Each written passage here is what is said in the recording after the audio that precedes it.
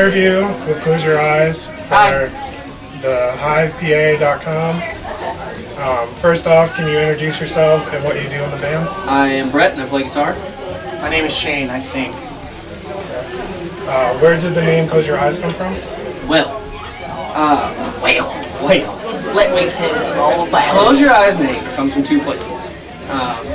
One of them is talking about the spiritual world and how the spiritual world can be more a reality to us than like what we necessarily see. So like, if I'm looking at a certain situation, there's what you see like physically, you know, and then like there's a spiritual world behind it.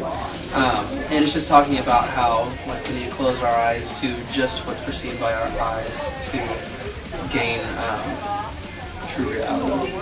And then the second part is kind of a satire on like pop culture and stuff like that, and how like it dictates the way that a lot of people make their decisions and things like that. And so you close your eyes to that to like, find yourself.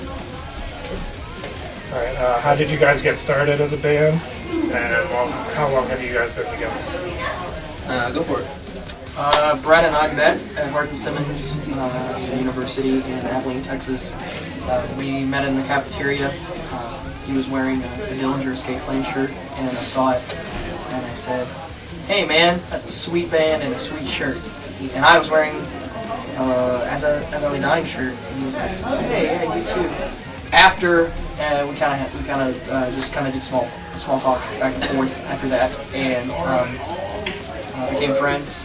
Played a lot of Halo. Played a lot of Halo. Brett had actually been in a band in Houston before moving to Abilene, and was still interested in playing music. I had never really been in a band before. So tell me what band you were in. I was not in Premonition. I played like one practice with them. Spell it so people can find it on MySpace. Premishen. There we go. They're still a band. Anyway, after that, you know, we went through a few member changes here and there. We started out with a different drummer, different bass player, different lead guitarist, and we've been going on 5 years now as a band. What are some of your musical influences as a band? A lot of it for me just comes from like what I listened to when I was growing up. Not that I try and write music to sound like these bands, but it just kind of what influenced my playing and got me to start playing. MXPX and Stretch Armstrong were my two big ones. And then like I listen to a lot of Web Honor now. Some other bands like that. I know Shane has some bands that are big for him. I don't know, like my musical background is very widespread. I mean, it's kind of strange that I even ended up in hardcore or anything related to it, because I couldn't stand it as a high schooler. It wasn't, you know, because generally around the high school age is whenever you really kind of start getting like into like the using music to define you know, a lot of things about, you know, who you are, about your personality and things like that. And so I was a metal kid. I mean, I listened to Pantera, Cattle, Decap, Dying Fetus. I mean, that was what I was into. Cannibal Corpse, Sepultura, Chimera. I mean, those are my bands, and Clutch was your band, brother. you know, I never did like Clutch. I thought that they were really awkward, and I didn't understand how they got on Ozfest. You know, I was riding to Houston with Sonny, our bass player, and he was talking about watching Rise Against play shows in Chicago before they got really big. And I said, "Yeah, dude, punk's not really my thing. I don't like it. I don't really like hardcore punk or anything like that." And he looked at me, "You just haven't heard the right bands." So that was the first day I'd ever listened to Web Honor. We listened to This Is Our Revenge. We listened to Agnostic Front. That was the first time I'd ever listened to them. And then we listened to this band from Florida called Remembering Never, because Sonny was really into them at the time. And like I never looked back. I mean, in fact, I'm going backwards in time right now. I listen to a lot of boy punk right now. A lot of boy punk. And so I mean, like that's definitely influencing me as far as more vocally, we're trying to do. So. Okay. Going back to Live On, are you guys, didn't you get to play a reunion show of theirs? Mm-hmm. And that was in Texas? Mm-hmm. In June. How was that? A lot of fun. That was so much fun. Listened to a lot. Whenever they started like trumpets, I stood in the middle of the circle pit. Yeah. Just because that was like one of those things, like, you know, they had already broken up by the time, you know, I got into them, so I was like, I'm never going to get to see them live, let alone play a show with them. Like, it was incredibly humbling, I guess you could say. I mean, especially just those guys as people. Very down to earth, very, very nice guys. And I mean, we sat and talked with them for a good couple of hours after the show, just hanging out. I mean, they were there and willing just to be human beings. Just super awesome. I think when they started like trumpets, I just jumped as high as I could off the stage. You did. Took out a whole bunch of little girls. How is the writing going for the new album, and when can we expect to hear it? It's scheduled to be released the very end of the year, probably October. And writing's hard on the road. We're going to be home right after this tour, and probably get the brunt of the writing done. We have a few songs done, but yeah, it's just when you're out on the road, it's hard to really focus enough to write something that you're proud of rather than just trying to throw something together. Do you have a name for the album scheduled? And are you guys experimenting with anything new for the new album? I don't really have a name for it yet, because, you know, conceptually, I mean, I kind of have an idea of what I would want to talk about. It's lyrically, I can say it's going to be a bit darker than we were with in a lot of ways. Not to say that it won't still be, I guess, a posy album. I mean, I still want it to be channeled towards progression, and I still want it to be channeled towards something to where it's constructive and not destructive.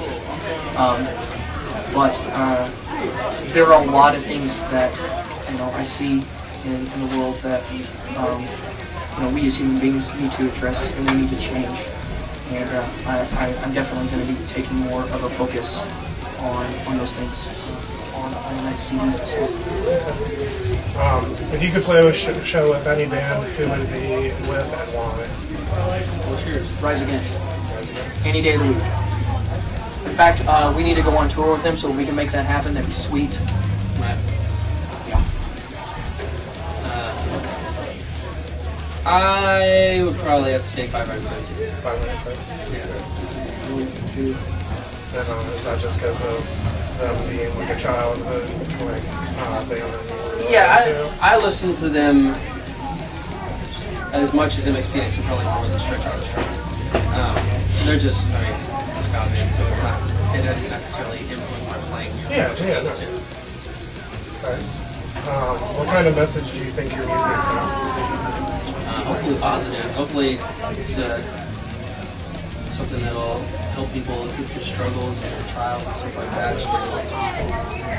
I mean, you know, our faith is there lyrically. I mean, it's something that we can't hide. I mean, it is so much of a part of who I am and my everyday life that, I mean, whenever I write about personal experiences, it will be there.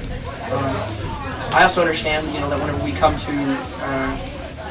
into this environment of playing shows in different cities and in different states, that, you know, not everybody that we come across is going to be Christian. And not everybody that we're going to come across may necessarily believe in God or in a God of any form. And you know, that being said, I want people to see kind of at the basic level, no matter where they come from, you know, spiritually, that there is always a reason to move forward. And there is always a reason to be a better person.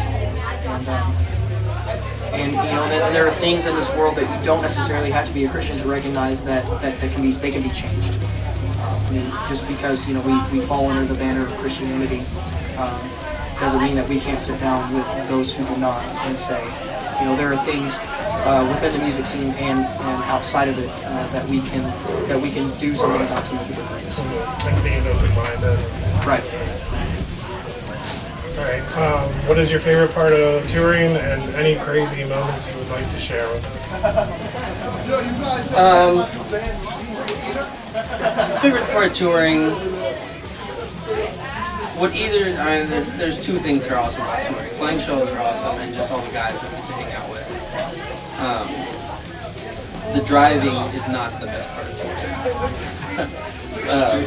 The being really poor isn't the best part of touring either. But, what was the second half of the question? Crazy stories? Crazy stories. We don't do that much crazy stuff. Andre and I blew ourselves up with fireworks a few months ago. We thought it'd be a good idea to shoot an artillery shell out of a metal pole. It barely made it out the end. It just dropped right in front of us on the ground. We just ran. Yeah. I laughed. Us sliding around on the ice right now is pretty funny. I mean, because I'm from Texas, so it doesn't really get that cold. So, here I am, just like walking around and, nearly falling on my face like every 20 seconds. It's great. It's great. Do you guys have a favorite song to play during your set? Like a one that just is like all of your guys' like favorite? I mean, I'm sure all of them are your favorite because where you would put your heart into it, obviously. But I mean, just like one that stands out to you guys. Which one do you like playing the most? I think I like playing Friends the most. I like playing the intro right now also, that's just because it's new. Yeah. I really like playing 1720. It's fast, aggressive, and I just like that a lot. Okay. The Song for the Broken's pretty cool too, just because... Yeah, and everybody knows it. Yeah. Get a lot of sing-alongs. Yes. I mean, it could be the deadest show, and then we'll say we're playing that song, and kids are like, "Oh, I know that song!" Woo! I go crazy. Thank you, David. Yes. Do you think your sound has changed since you started as a band? Yes. Yes. A lot. Yes and no. I would say that to an extent, yeah, it has. I don't think that it's gone so far as to say that we are not the same band. You have some bands that they'll put out records and you'll hear it and you'll go, what in the world? This is night and day. Very, very stark contrast. But I think that as musicians, you should always be progressing. You should always be moving forward with what it is that you're doing musically. And we are definitely doing that. But at the same time, it's not as far of a stretch as to say that if somebody hears the things that we're doing now, that they would go, well, this isn't Close Your Eyes. So, we still have our roots. And I feel like if somebody heard Old Infinity, they would not ever know that was us. It's pop punk. Okay, what about dance rock or oh god? Okay, touche. Don't listen to our EP. That's terrible. Please. Or that one song that Chris called 7/4. Oh man, why we even got to talk about that stuff? That was bad. That was my fault. Alright. What do you guys hope to accomplish in 2011? I hope to write a solid album without stressing ourselves out too much. Yeah. And just doing what we have been doing. We've gotten to go across the United States now. We've met a lot of amazing people, and we don't have any desire necessarily to change that. We want to keep the momentum going that we're building. Hopefully kids are jumping on board with what it is that we're doing, and we just want to keep playing shows. I want to get out to some other places that kids have been asking us a lot to get to, like Australia and Europe. And you guys got to go over to Europe, right? No, we haven't been there. I'm thinking that we're probably going to be there in October and November, but we haven't confirmed the tour yet.